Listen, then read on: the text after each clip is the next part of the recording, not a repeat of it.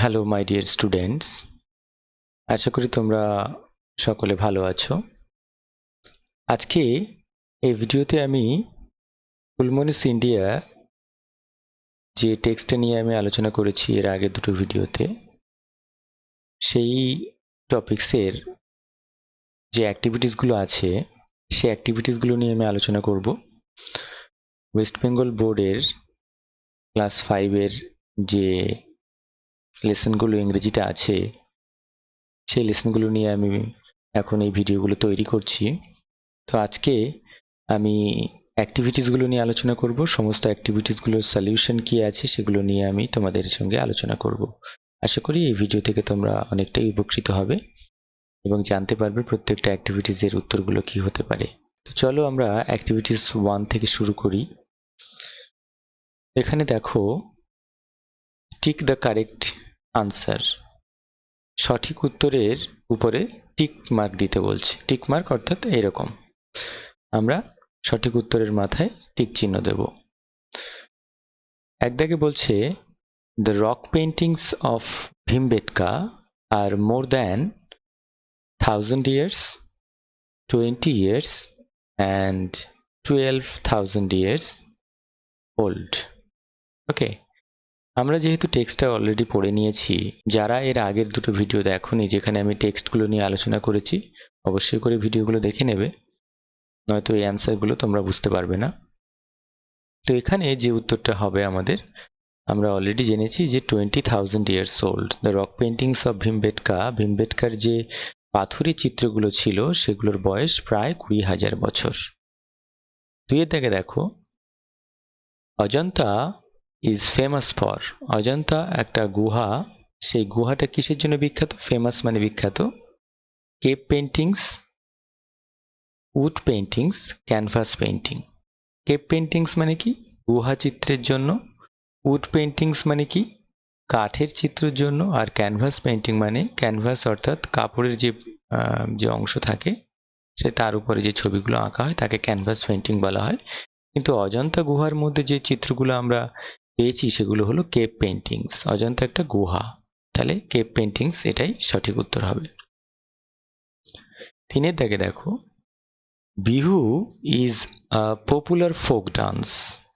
বিহু একটা জনপ্রিয় লোকনৃত্য। ফোক ডান্স মানে লোকনৃত্য, আমরা অলরেডি জেনেছি। কোথাকার সেটা? পাঞ্জাব, আসাম, ওয়েস্ট বেঙ্গল। তো এখানে উত্তরটা হবে আসাম। আসামের বিহু হচ্ছে বিখ্যাত একটা লোকনৃত্য। ওকে, এবারে আমরা পরবর্তী অ্যাক্টিভিটিস বা অ্যাক্টিভিটিস 2-তে চলে যাব। অ্যাক্টিভিটি 2-এ আমরা যেটা দেখতে পাচ্ছি, এখানে দেখো যে ডিরেকশনটা দেওয়া আছে, let's match the dances with the states. এখানে কিছু নাচের নাম দেওয়া আছে এবং স্টেটের নাম দেওয়া আছে। উপরে যে বক্সগুলো আছে সেগুলো নাচের নাম, আর নিচে যেগুলো দেওয়া আছে বক্সের সেগুলো হচ্ছে স্টেট বা রাজ্যের নাম। কোন রাজ্যে কোন নাচটি আছে সেটা আমরা টেক্সটের মধ্যে পেয়েছি, সেগুলো আমাদেরকে ম্যাচ করতে হবে, অর্থাৎ মেলাতে হবে। ঠিক আছে, তো এখানে দেখো প্রথমে ছৌ ডান্স। ছৌ ডান্স কোন রাজ্যের? আমরা জানি ওয়েস্ট বেঙ্গলের।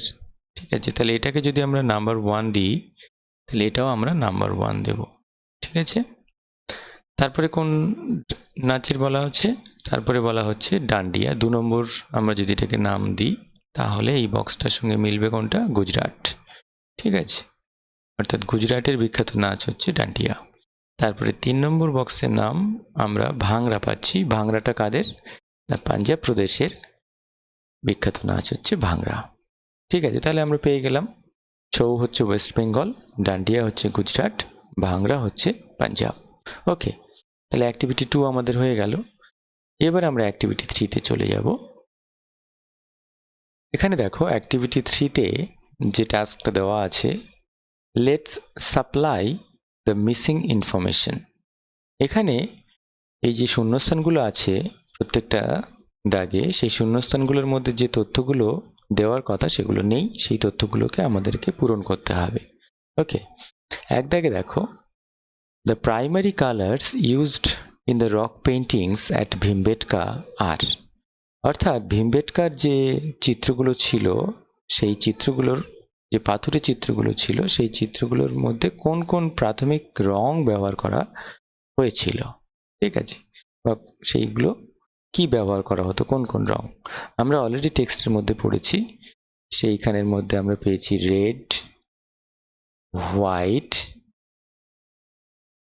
গ্রিন, আর একটা হচ্ছে ইয়েলো, ঠিক আছে। এই রংগুলোর কথা কিন্তু আমরা টেক্সটের মধ্যে পড়েছি। তাহলে the primary colours used in the rock paintings at Bhimbetka are red, white, green and yellow, ঠিক আছে। তাহলে এটাই হলো আমাদের উত্তর। দুইয়ের দাগে দেখো, most of the Indian dances originated from, ভারতের অধিকাংশ নাচের রূপ সৃষ্টি হয়েছিল, অরিজিনেটেড উদ্ভূত হয়েছিল বা সৃষ্টি হয়েছিল বা তৈরি হয়েছিল ফ্রম থেকে। কোথা থেকে তৈরি হয়েছিল আমরা অলরেডি জেনেছি টেক্সটের মধ্যে থেকে, সেটা হলো টেম্পলস, ঠিক আছে।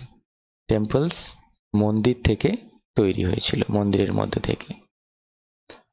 তারপরে তিনের দাগে বলছে দেখো, sculptures are found in, sculptures মানে স্থাপত্য ভাস্কর্য, সেটা দেখা গিয়েছে কোথায় বা খুঁজে পাওয়া গেছে কোথায়, সেটা হলো ইলোরা গুহাতে, ঠিক আছে। ইলোরা, এটা অজন্তা ইলোরা আমরা পড়েছি, সেই অজন্তা, তার মধ্যে আমরা রক পেন্টিংস পেয়েছি, আর ইলোরার মধ্যে আমরা পেয়েছি স্কাল্পচার্স বা স্থাপত্য ভাস্কর্যের নিদর্শন। এবারে চারের দাগে দেখো, in the caves of Ajanta we find, Ajanta গুহার মধ্যে আমরা খুঁজে পাই, কেভস মানে গুহা, অজন্তা গুহার মধ্যে আমরা খুঁজে পাই, কি খুঁজে পাই, অজন্তা গুহার মধ্যে আমরা খুঁজে পাই রক পেন্টিংস, ঠিক আছে। তো রক পেন্টিংস গুলোকে আমরা কি বলি, আমরা বলি ফ্রেস্কো, ঠিক আছে, যেটা আমরা টেক্সটের মধ্যে পড়েছি। ফ্রেস্কো মানে হচ্ছে দেওয়াল চিত্র, এটা তোমরা অবশ্যই টেক্সটের মধ্যে পেয়ে যাবে। তাহলে in the caves of Ajanta we find fresco, ঠিক আছে, এটা তোমরা খেয়াল রাখবে। অ্যাক্টিভিটি 4 এ তোমরা দেখো, write T for true and F for false sentences in the given boxes. ডান দিকে বক্স দেওয়া আছে, এই বক্সগুলোর মধ্যে আমাদের টি লিখতে হবে আর এফ লিখতে হবে। যদি এই যে নিচের স্টেটমেন্টগুলো আছে এগুলো যদি ট্রু বা সত্যি হয় তাহলে আমরা টি লিখব, যদি ফলস হয় বা মিথ্যা হয় তাহলে আমরা এফ লিখব, ওকে। এবারে আমরা দেখব সেন্টেন্সগুলো সত্যি না মিথ্যা। এক দাগে দেখো, in India there are many types of classical dances, ভারতে অনেক ধরনের ধ্রুপদী নাচ আছে, এটা নিশ্চয়ই ট্রু, আমরা টেক্সটে পড়েছি, তাহলে এটা ট্রু হবে, আমরা শুধুমাত্র টি লিখব এই বক্সের মধ্যে। দুইয়ের দাগে দেখো, Kathakali dance originated in Northern India, Kathakali dance originated in Northern India, Kathakali নৃত্য তৈরি হয়েছিল, অরিজিনেটেড বা সৃষ্টি হয়েছিল বা তৈরি হয়েছিল ইন নর্দার্ন ইন্ডিয়া, উত্তর ভারতে। আমরা কিন্তু টেক্সটে পড়েছি কথাকলি ডান্স সাউদার্ন ইন্ডিয়াতে তৈরি হয়েছিল, অর্থাৎ দক্ষিণ ভারতে তৈরি হয়েছিল, তাহলে এই স্টেটমেন্টটা ফলস, আমরা কি লিখব, এফ, ওকে। তিনের দাগে দেখো, sitar is a musical instrument, sitar হয় একটা বাদ্যযন্ত্র সঙ্গীতের, হ্যাঁ, মিউজিক্যাল ইনস্ট্রুমেন্ট মানে সাংগীতিক বাদ্যযন্ত্র, তো এটা ট্রু স্টেটমেন্ট, এটা আমরা এখানে টি লিখব। চারের দাগে দেখো, in India there is only one form of classical music. In India, ভারতে there is only one form of classical music. Classical music অর্থাৎ ধ্রুপদী সঙ্গীতের একটাই মাত্র রূপ আছে, ফর্ম মানে রূপ। এটা কি সত্যি না, আমরা টেক্সটে কিন্তু দুটো রূপের কথা পড়েছি, একটা হিন্দুস্তানি আর একটা কার্নেটিক, ওকে। তাহলে এখানে আমরা কি বলবো, এটা ফলস স্টেটমেন্ট হয়ে যাবে এটা। সেটাকে দেখো, তানসেন ওয়াজ আ গ্রেট ভোকালিস্ট, তানসেন ছিলেন একজন মহান কি, মহান গায়ক, ভোকালিস্ট মানে গায়ক, তাহলে এটা কিন্তু সত্যি স্টেটমেন্ট, তাহলে আমরা ট্রু লিখব। তানসেন এম্পারার আকবর যার গান শুনতে ভালোবাসতেন, সেই তানসেন একজন বিখ্যাত গায়ক ছিলেন। তাহলে আমরা অ্যাক্টিভিটি 4টা সলিউশন করে ফেললাম, আশা করি তোমরা বুঝতে পেরেছো। এবারে আমরা পরবর্তী অ্যাক্টিভিটিসে চলে যাব। অ্যাক্টিভিটি 5-এ দেখো তোমরা, let's write the answers to these questions. নিচের এই যে প্রশ্নগুলো আছে এই প্রশ্নগুলোর উত্তর দিতে হবে আমাদের। ওকে, তো আমরা এই প্রশ্নগুলোর উত্তর লেখা প্র্যাকটিস করব। প্রথম প্রশ্নটা দেখো, which country has a rich heritage of classical dance? কোন দেশের সমৃদ্ধ বা উন্নত ঐতিহ্য আছে ধ্রুপদী নাচের? ওকে, তো আমরা টেক্সট পড়তে গিয়ে জেনেছি যে একমাত্র ভারতবর্ষই হলো পৃথিবীর এমন একটা দেশ যার মধ্যে ধ্রুপদী নাচের একটা ঐতিহ্য আছে। তো সেখানে আমরা উত্তরটা কিভাবে লিখব? এখানে উত্তর লেখার কিছু নিয়ম আছে।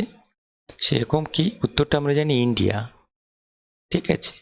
তাহলে হুইচ কান্ট্রি, এখানে আমরা যদি এই হুইচ কান্ট্রির জায়গায় ইন্ডিয়া কথাটা বসিয়ে দিই তাহলে দেখো উত্তরটা হয়ে যাচ্ছে। হুইচ কান্ট্রিটাকে আমরা এখান থেকে উঠিয়ে দেবো, দিয়ে কি বসিয়ে দেবো? শুধুমাত্র ইন্ডিয়া বসিয়ে দেবো, ইন্ডিয়া। ওকে, তাহলে হুইচ কান্ট্রি আমরা বাদ দিলাম এখান থেকে, এটা কেটে দিলাম, এই ইন্ডিয়া বসিয়ে দিলাম। India has a rich heritage of classical dance, এবং শেষে আমরা এই জিজ্ঞাসা চিহ্নটাকে তুলে দেবো, দিয়ে শেষে ফুল স্টপ বসিয়ে দেবো।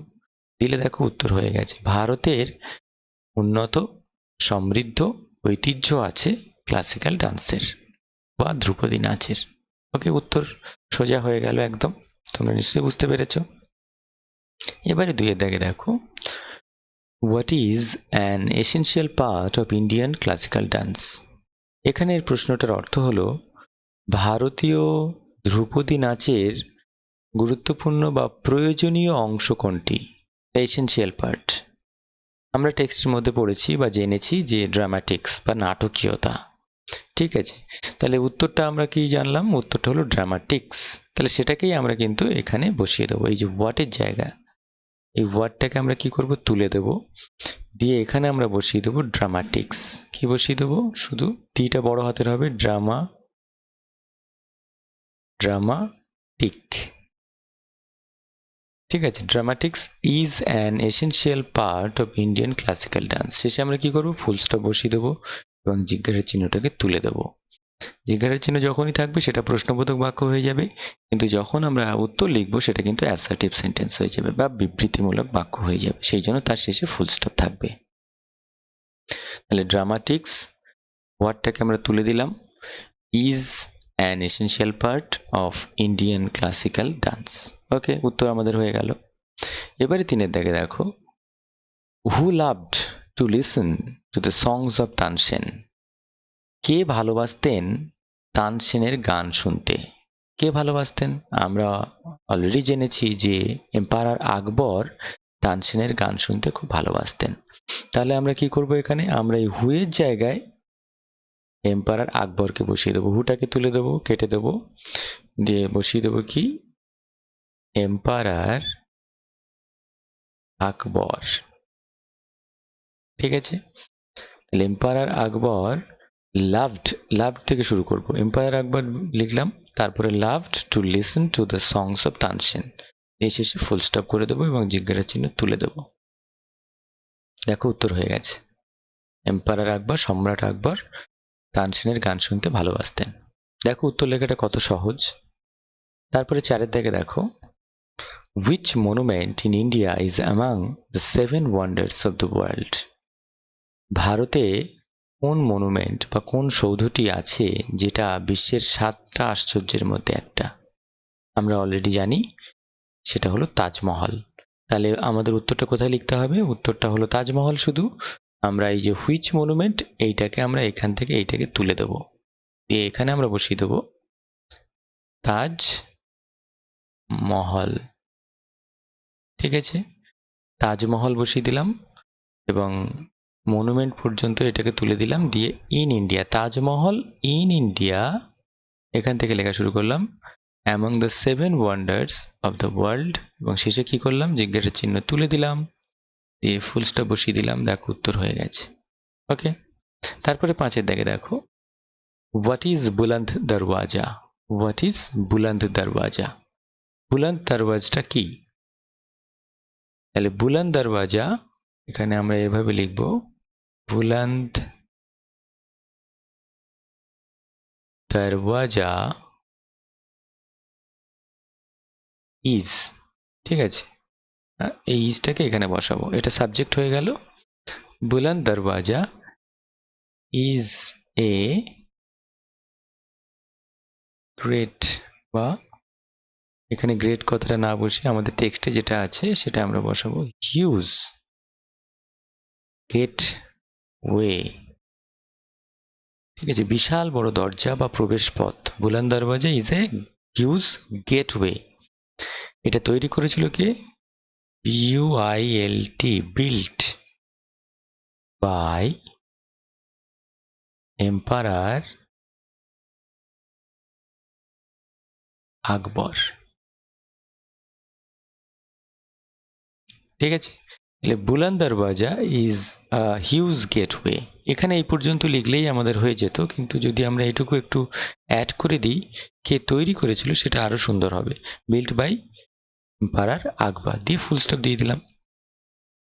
বুঝতে পেরেছো নিশ্চয়ই তোমরা। এবারে 6 দাগে দেখো, নেম দ্য ফোক থিয়েটার্স, অর্থাৎ লোকনাটকের নামগুলো বলো এই সমস্ত স্টেটের। মহারাষ্ট্রের লোকনাটককে কি বলে, বেঙ্গলের লোকনাটককে কি বলে, আর নর্থ ইন্ডিয়ান লোকনাটককে কি বলে। মহারাষ্ট্রের লোকনাটককে আমরা কি বলি? মহারাষ্ট্রকে বলা হয় তামাশা, আমরা অলরেডি পড়েছি টেক্সটে। বেঙ্গলে বলা হচ্ছে ছৌ।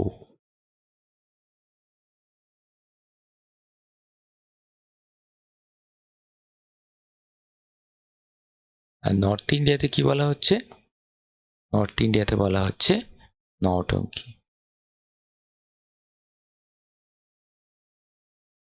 ঠিক আছে, নর্থ ইন্ডিয়াতে বলা হচ্ছে নৌটঙ্কি, বাংলাতে বলা হচ্ছে ছৌ, আর মহারাষ্ট্রে বলা হচ্ছে তামাশা। নিশ্চয়ই তোমরা বুঝতে পেরেছো এবং অ্যাক্টিভিটি 5 এর উত্তরগুলো তোমরা জেনে নিলে। এবারে আমরা অ্যাক্টিভিটি 6 এ চলে যাব। তোমরা অ্যাক্টিভিটি 6টা দেখো। অ্যাক্টিভিটি 6 এ কি বলছে? অ্যাক্টিভিটি 6 এ বলছে India is a country of dances. India ভারতের একটা নাচের দেশ। Find the names of this dances in this maze. এই যে ধাঁধা, মেজ মানে ধাঁধা এখানে আছে, তার মধ্যে ভারতীয় সেই নাচগুলো খুঁজে বের করো।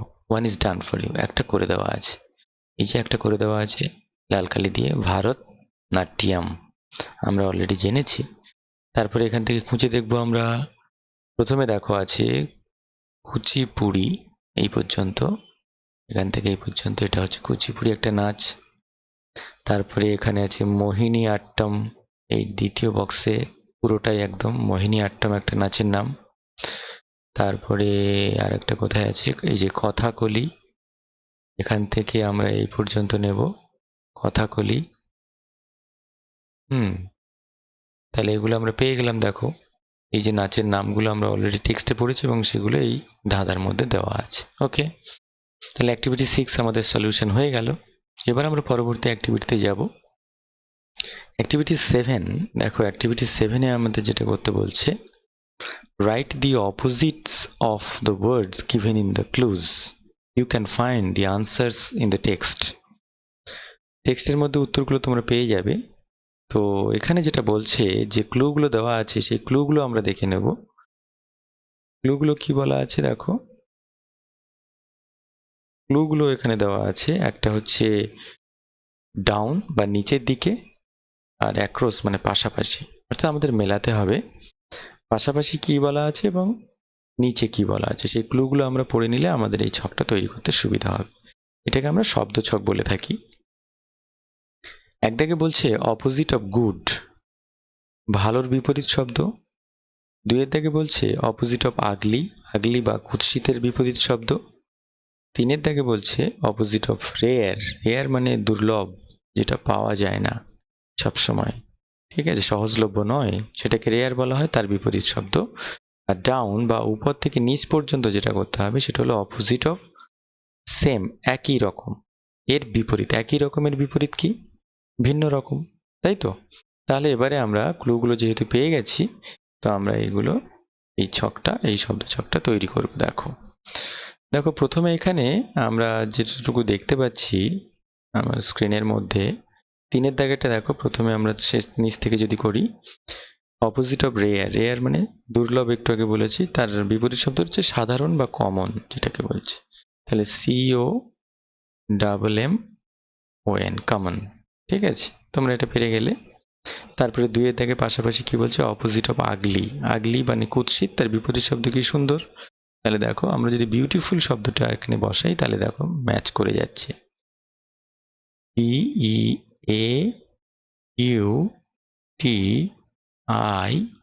BEAUTIFUL, beautiful. ঠিক আছে, তাহলে বিউটিফুল শব্দটা কিন্তু বসে গেল এবং ম্যাচ করে গেল।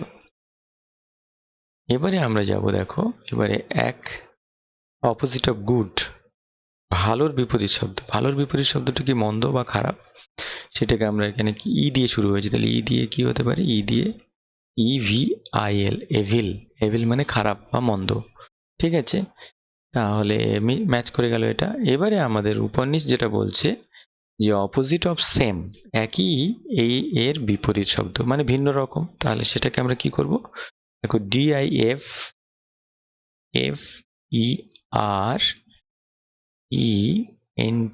ডিফারেন্ট যদি আমরা বসিয়ে দিই তাহলে দেখো উত্তরটা কিন্তু হয়ে গেছে। তাহলে দেখো এভিল, বিউটিফুল আর কমন, এর প্রত্যেকটা শব্দের সঙ্গে দেখো ডিফারেন্ট কিন্তু ম্যাচ করে গেছে। ঠিক আছে, তাহলে এটা কিন্তু একটা খুব মজার খেলা। আশা করি তোমরা বুঝতে পেরেছো। এবার আমরা পরবর্তী অ্যাক্টিভিটিসে চলে যাব। অ্যাক্টিভিটি 8-এ দেখো, right 5 sentences about the Taj Mahal using the following hints. নিচের যে হিন্টসগুলো দেওয়া আছে সেই হিন্টসগুলো দিয়ে আমাদের একটা 5টা বাক্যে একটা প্যারাগ্রাফ লিখতে হবে এবং বিষয়টা হলো তাজমহল। ঠিক আছে, তো তাজমহল সম্বন্ধে আমাদের লিখতে হবে এবং এই পয়েন্টস যেগুলো দেওয়া আছে সেই পয়েন্টসগুলোকে আমরা নিয়ে নেব আমাদের সঙ্গে। তো চলো আমরা চেষ্টা করি কেমনভাবে লেখা যেতে পারে। পয়েন্টসগুলো দেখো, সিচুয়েটেড অ্যাট আগ্রা, আগ্রাতে অবস্থিত। বিসাইড রিভার যমুনা, যমুনা নদীর পাশে এটি অবস্থিত। বিল্ট অফ মার্বেল, মার্বেল পাথর দিয়ে তৈরি। Tomb of Shahjahan and Mumtaz Mahal, Mumtaz Mahal এবং শাহজাহানের এটা সমাধি। One of the 7 wonders of the world, পৃথিবীর 7ম আশ্চর্যের একটা আশ্চর্য এটা। তাহলে এই যে পয়েন্টসগুলো আছে এগুলো দিয়ে যদি আমরা একটা সেন্টেন্স তৈরি করি তাহলে কিন্তু আমাদের 5টা সেন্টেন্স হয়ে যাবে। তাহলে আমরা তাজমহল সম্বন্ধে যেহেতু লিখতে বলছে, তাহলে এখান থেকে যদি আমি লেখা শুরু করি, দেখো প্রথমে আমরা একটা শিরোনাম দেব। শিরোনামটা কি হবে, শিরোনামটা হবে আমাদের তাজমহল। ঠিক আছে, এবং শেষে একটা আন্ডারলাইন করে দেবো। তাহলে এটা আমাদের শিরোনাম হয়ে গেল। অবশ্যই প্যারাগ্রাফ লিখতে গেলে আমাদের একটা শিরোনাম দিতে হবে। তারপরে আমরা যদি লেখা শুরু করি তাহলে সেটা কেমন হবে, দেখো আমরা প্রথম একটা ইন্ট্রোডাক্টরি সেন্টেন্স আমাদের দিতে হয় যে বিষয়ে আমরা লিখছি সেটা। ওকে, তাহলে এটা যদি আমরা বলি যে one of the 7 wonders of the world, এই সেন্টেন্সটা যদি আমরা তৈরি করি তাহলে কেমন হবে, দেখো Taj Mahal is one of the 7 wonders of the world। ঠিক আছে, প্রথম সেন্টেন্স হয়ে গেল। সেন্টেন্সের শর্তটা কি আছে, সাবজেক্ট, তারপরে ভার্ব, তারপরে রেস্ট অফ দ্য সেন্টেন্স বা অবজেক্ট। ঠিক আছে, এবারে যদি আমরা দ্বিতীয় সেন্টেন্সটা বলি তাহলে এখান থেকে যদি আমরা শুরু করি, এটা কোথায় অবস্থিত। এটা কিন্তু অবস্থিত আগ্রাতে অবস্থিত। তাহলে এখানে আমরা কি বলবো, এবারে আমরা বলবো ইট। ইট মানে এই তাজমহলকে বোঝাচ্ছে, এটা একটা প্রোনাউন। ইট ইজ সিচুয়েটেড, যেহেতু প্রথম পয়েন্টটা এখানে বলা আছে এটা অবস্থিত, ইট ইজ সিচুয়েটেড অ্যাট আগ্রা। ঠিক আছে, আমাদের সুন্দর ছোট ছোট করে সেন্টেন্স আমরা লিখতে পারি এইভাবে। তারপরে বিসাইড রিভার যমুনা, এটা কি, যমুনা নদীর পাশে অবস্থিত। ইট ইজ, আমরা ছোট বাক্যে লিখব, বিসাইড দ্য রিভার যমুনা। ঠিক আছে, it is beside the river Yamuna, এটা যমুনা নদীর পাশে অবস্থিত। তাহলে আমাদের একটা, দুটো, তিনটে সেন্টেন্স হয়ে গেল। তারপরে কি বলছে, বিল্ট অফ মার্বেল, এটা মার্বেল পাথর দিয়ে তৈরি। তাহলে আমরা এটাকে লিখব ইট ইজ বিল্ট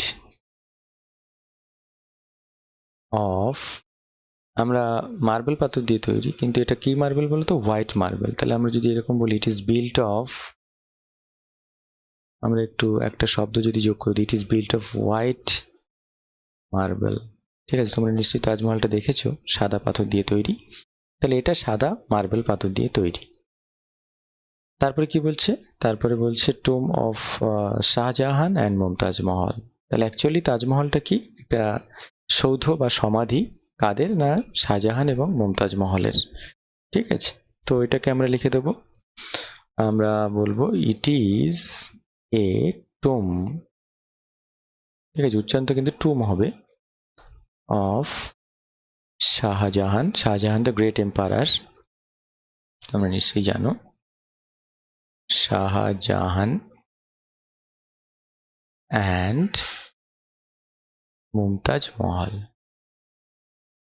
মুমতাজ হলো শাহজাহানের স্ত্রী, তার স্মৃতির উদ্দেশ্যে কিন্তু এই তাজমহলটা তৈরি করা হয়েছিল, তাজমহল, মুমতাজ মহল।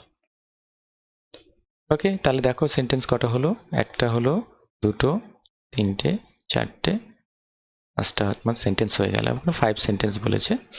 তাহলে একটু বলি তোমাদেরকে, দেখো, Taj Mahal is one of the 7 wonders of the world. It is situated at Agra. It is beside the river Yamuna. It is built of white marble. It is a tomb of Shahjahan and Mumtaz মহল। ওকে, তাহলে দেখো আমাদের একটা ছোট্ট প্যারাগ্রাফ আমরা লিখে ফেললাম এবং একটা অবশ্যই শিরোনাম দিতে হবে। এইভাবে তোমরা প্র্যাকটিস করবে, ছোট ছোট পয়েন্টসগুলো দিয়ে একটা একটা সেন্টেন্স তৈরি করবে। এবং সেন্টেন্সগুলো তৈরি করতে গেলে কি করতে হবে, শর্তটা হচ্ছে সাবজেক্ট প্রথমে, তারপরে ভার্ব, তারপরে অবজেক্ট। ওকে, এবার আমরা পরবর্তী যে অ্যাক্টিভিটিগুলো আছে সেই অ্যাক্টিভিটিতে চলে যাব।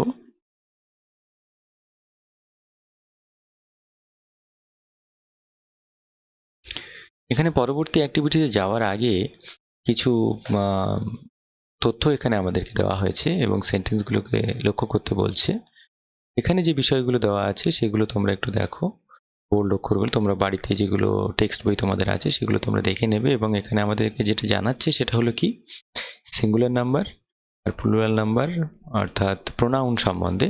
এটা হচ্ছে পার্সোনাল প্রোনাউন, এইগুলো সম্বন্ধে তার সিঙ্গুলার অর্থাৎ এক বচন এবং বহু বচনকে বলছে। আই মানে আমি, উই মানে আমরা, ইউ মানে তুমি, ইউ মানে তোমরা, ই মানে সে, দে মানে তারা, সি মানে সে, দে মানে তারা, ইট মানে এটা, দে মানে তারা। তাহলে হি, সি, ইট এর প্লুরাল ফর্মটা হচ্ছে দে, তারা। ঠিক আছে, এগুলো সবই কিন্তু প্রোনাউনের উদাহরণ, এগুলো সবই পার্সোনাল প্রোনাউনের উদাহরণ। তোমরা খেয়াল করো, অ্যাক্টিভিটি 9-এ বলছে let's replace the bold words with a personal pronoun. অর্থাৎ একটু আগে আমরা যেটা পড়লাম পার্সোনাল প্রোনাউন, সেই পার্সোনাল প্রোনাউনগুলো দিয়ে রিপ্লেস করতে হবে যে বড় অক্ষরে যে শব্দগুলো লেখা আছে এই সেন্টেন্সের মধ্যে দিয়ে। দেখো প্রথমে এক দাগে, Jayram is a boy, Jayram একটা ছেলে, Jayram studies in class 5, Jayram class 5-এ পড়ে। এখানে বোল্ড করে জয়রাম কথাটা লেখা আছে। জয়রাম একটা নাউন, এখানেও পরপর দুটো নাউন ব্যবহার করা হয়েছে। তো প্রোনাউন কখন আমরা ব্যবহার করে থাকি, নাউনের রিপিটিশনটাকে বাদ দেওয়ার জন্য, অর্থাৎ বারবার নাউনকে ব্যবহার না করে আমরা তার পরিবর্তে কোনো শব্দ ব্যবহার করি যেটাকে আমরা প্রোনাউন বলে থাকি। তো সেই প্রোনাউনগুলোর মধ্যে পার্সোনাল প্রোনাউন যেগুলো আছে সেগুলো আমরা এখানে বসাবো। তাহলে এখানে কোনটা বসাবো আমরা, জয়রাম যেহেতু একটা ছেলে তাই আমরা এখানে বসাবো he. Jayram is a boy, he studies in class 5, সে ক্লাস 5-এ পড়ে।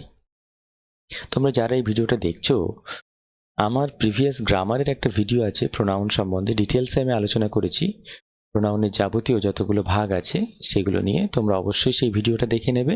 ভিডিওর লিংক উপরে এই ভিডিওর আই বাটনে থাকবে আর নিচে ডেসক্রিপশন বক্সে থাকবে। ওকে, তাহলে তোমরা কিন্তু এগুলো আরো ভালোভাবে বুঝতে পারবে। তো পরের বাক্যে দেখো, this is a dog, the dog guards our house, কুকুরটা আমাদের বাড়িকে পাহারা দেয়। তাহলে ডগ, এখানে এই ডগটাকে আমরা পরিবর্তন করব, করে কি করব, ইট। আমরা ইতর শ্রেণীর প্রাণীদেরকে ইট দিয়ে প্রকাশ করে থাকি, ইট গার্ডস আওয়ার হাউস, তাই তো। তাহলে ইটটা হলো পার্সোনাল প্রোনাউনের একটা উদাহরণ। 3-এর দিকে দেখো, Munmun is a little girl, Munmun একটা ছোট্ট মেয়ে। Munmun goes to school every day, Munmun প্রত্যেকদিন বিদ্যালয়ে যায়। তাহলে এখানে মুনমুনের পরিবর্তে আমরা কি বসাবো? শি। ঠিক আছে, শিটা একটা পার্সোনাল প্রোনাউন। যেহেতু মুনমুন একটা মেয়ে, তার পরিবর্তে শি, ছেলে হলে he. Ranu, James and Imran are friends. Ranu, James and Imran are friends. Ranu, James, Imran তারা বন্ধু। রানু, জেমস অ্যান্ড ইমরান এইটা আবার বসানো হয়েছে, তাহলে এর পরিবর্তে আমরা কি করব? আমরা বসাবো দে। দে প্লে টুগেদার, তারা একসঙ্গে খেলা করে। দেটা হলো পার্সোনাল প্রোনাউন, এটা প্লুরাল ফর্মে ব্যবহার করা হয়েছে, অর্থাৎ রানু, জেমস এবং ইমরান সকলকে বোঝাচ্ছে এখানে। 5 দাগে we go to the city by bus. আমরা বাসে করে শহরে যাই। দ্য বাস গোজ ফাস্ট, বাসটি দ্রুত যায়। তাহলে বাসের পরিবর্তে আমরা এখানে ইট বসাবো। ইট গোজ ফাস্ট, এটা দ্রুত যায়। এটা একটা পার্সোনাল প্রোনাউনের উদাহরণ। আই হ্যাভ এ ময়না, আমার একটা ময়না পাখি আছে। দ্য ময়না ক্যান টক, সেই ময়না পাখিটা কথা বলতে পারে। তাহলে এখানে আমরা এই বসাবো, ইট বসাবো। 7 দাগে my father has a cycle, আমার বাবার একটা সাইকেল আছে। The cycle is red in colour, the সাইকেলের পরিবর্তে আমরা এখানে কি বসাবো? ইট। তাহলে আমরা পার্সোনাল প্রোনাউনগুলো বসিয়ে দিলাম। তোমরা নিশ্চয়ই বুঝতে পেরেছো কিসের পরিবর্তে। কোনো পার্সনকে বোঝালে আমরা মেল হলে হি, ফিমেল হলে শি, আর যদি প্লুরাল হয় তাহলে দে বসাবো। আর ইম্পার্সোনাল বা কোনো ইতর শ্রেণীর প্রাণীদেরকে বোঝাতে আমরা ইট এগুলো ব্যবহার করে থাকি। ওকে, তাহলে অ্যাক্টিভিটি 9টা আমরা কিন্তু শিখে ফেললাম। এবারে আমরা যেটা শিখব সেটা হলো পার্সোনাল প্রোনাউন এবং পজেসিভ প্রোনাউন্স, এগুলো আমরা একটু শিখে নেব। তো আমি একটু আগে যেটা বলছিলাম, প্রোনাউন সম্বন্ধে ডিটেলস একটা ভিডিও তৈরি করা আছে, তোমরা অবশ্যই সেই ভিডিওটা দেখে নেবে, তাহলে এগুলো সম্বন্ধে আরো পরিচ্ছন্ন ধারণা করতে পারবে। তো এখানে যেটা বলছে, let's compare personal pronoun with possessive pronoun. Personal প্রোনাউনের সঙ্গে পজেসিভ প্রোনাউনটা আমরা দেখে নেব এই টেবিল দিয়ে। আই মানে আমি, পার্সোনাল প্রোনাউন আমরা একটু আগে জেনেছি। I, we, you, he, she, it, they, এগুলো সবই পার্সোনাল প্রোনাউন। তো আই এর পার্সোনাল প্রোনাউন, এই আই এর পজিটিভ ফর্মটা কি? মাইন, আমার। আমরা কি বলছি? আমার। আই মানে আমি, ঠিক আছে। আর আমার অধিকারে যখন থাকবে তখন আমরা আমার বলবো। পজিটিভ কথার মানে হলো অধিকারে থাকা। পজিটিভ কথার মানে হলো হচ্ছে অধিকারে থাকা, কোনো কিছু অধিকারে থাকা। আই আমি, মাইন মানে আমার। উই আমরা, আওয়ার্স আমাদের। ইউ তুমি, ইয়োর্স তোমাদের। হি সে, হিজ তার। শি সে, হার্স তার। ইট এটা, ইটস এটার। দে তারা, দেয়ার্স তাদের। দেয়ার্স মানে কি বললাম? তাদের। এটা তাদের, এটা বলবো আমরা এটার। হার্স মানে তার, এটা মানেও তার। ইয়োর্স মানে তোমাদের, আওয়ার্স মানে আমাদের। ঠিক আছে, তোমরা বুঝতে পেরেছো? প্রত্যেকটা কিন্তু অধিকারে থাকা বোঝাচ্ছে এখানে। তাহলে এইটা হলো ডিফারেন্স পার্সোনাল প্রোনাউন এবং পজিটিভ প্রোনাউনের। তাহলে এটা তোমরা ভালোভাবে শিখে নেবে। এবারে আমরা অ্যাক্টিভিটি 10টা সম্বন্ধে আলোচনা করব। এখানে কি বলছে দেখো, let's underline the right answers. সঠিক উত্তরের নিচে আন্ডারলাইন করতে বলছে, ঠিক আছে। তো এখানে দেখো যে সঠিক উত্তরটা হবে হি, ইজ, হিম। এগুলো আমরা একটু আগে পড়লাম পজিটিভ প্রোনাউন এবং পার্সোনাল প্রোনাউন সম্বন্ধে। তাহলে এইগুলোর নিচে আমাদের দাগ দিতে হবে। এক দাগে দেখো, Rabi has a little pet dog. রবির একটা ছোট্ট পোষা কুকুর আছে। পেট মানে পোষা, ডগ মানে কুকুর। Everyone loves the pet dog of his. এটা একটা পার্সোনাল প্রোনাউনের উদাহরণ। প্রত্যেকে তার কুকুরটিকে, হিজ মানে তার, তাহলে loves the pet dog of his, তার পোষা কুকুরটিকে ভালোবাসে। 2 দাগে দেখো, আই রিড ইন ক্লাস 5। আমি ক্লাস 5-এ পড়ি। My school is close two. আমার স্কুল কাছাকাছি কার? আমার স্কুল কাছাকাছি কার? তোমার। ঠিক আছে, ইয়োর অথবা ইয়োর্স হবে। তাহলে আমার স্কুলটা তোমার স্কুলের, তোমার কাছে। ক্লোজ টু ইয়োর্স, তোমার স্কুলের কাছে, বা ইয়োর বা ইয়োর্স কোনটা হবে এখানে? তাহলে আমার স্কুলটা তোমার স্কুলের কাছে, তাহলে এখানে ইয়োর্স হবে, তোমার। ঠিক আছে। তারপরে দেখো 3 দাগে, রিনা ইজ মাই ক্লাসমেট। রিনা আমার ক্লাসের বন্ধু। Her house is near. তার বাড়িটা কাছে হয় কাদের? আমাদের। ঠিক আছে, তাহলে her house is near ours, আমাদের। ঠিক আছে, আমাদের বাড়ির কাছে। চারের দিকে দেখো, my father is a painter. আমার বাবা একজন চিত্রকর। There are many paintings of his. এখানে কিন্তু আমরা কি বসাবো? হিজ, তার। তার অনেক ছবি ইন আওয়ার হাউস, আমাদের বাড়িতে আছে। পাঁচের দিকে দেখো, মাই কাজিন সিংস ওয়েল। আমার বোন বা ভাই খুব ভালো গান গায়। দ্য স্কুল অফ হার বা hers has a musical teacher, has a music teacher. তার স্কুলের একটা গানের মাস্টারমশাই আছে। তাহলে এখানে তার স্কুলের কথা বলছে, তাহলে দ্য স্কুল অফ হার্স। ঠিক আছে, তার স্কুলে একটা মিউজিক টিচার আছে, গানের শিক্ষক মশাই আছে। তাহলে তোমরা বুঝতে পারলে অ্যাক্টিভিটি 10টা আমরা করে ফেললাম। ওকে, এবারে আমরা চলে যাব নেক্সট অ্যাক্টিভিটিসে। এবারে আমরা পরবর্তী অ্যাক্টিভিটি 11টা দেখে নেব। সেখানে কি বলছে? Let's fill in the blanks with personal pronoun and possessive pronoun. ঠিক আছে, পার্সোনাল প্রোনাউন এবং পজেসিভ প্রোনাউনগুলো বসাতে হবে। দেখো এখানে, Uday Shankar was a famous Bengali dancer. Uday Shankar ছিলেন একজন বিখ্যাত বাঙালি নর্তকী বা নাচিয়ে বা নৃত্যশিল্পী। Dash travelled all over the world with his troupe. Troupe মানে দল। তার দলকে নিয়ে সে সারা বিশ্বে ভ্রমণ করেছিলেন, অর্থাৎ বিভিন্ন জায়গায় গিয়েছিলেন নাচ প্রদর্শনীতে। তাহলে এখানে কি বসাবো আমরা? এখানে আমরা বসাবো হি, অর্থাৎ উদয় শঙ্কর গিয়েছিলেন, তাহলে হি, সে, এটা পার্সোনাল প্রোনাউনের উদাহরণ।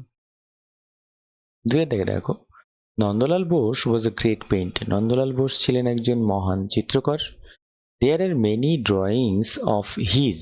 এখানে আমরা বসাবো তার। তার অনেক চিত্র বা ছবি ইন সহজপাঠ। সহজপাঠ একটা বইয়ের নাম, সেই সহজপাঠে তার অনেক ছবি রয়েছে। Dash was very close to Rabindranath. তাহলে এখানে আমরা কি বসাবো?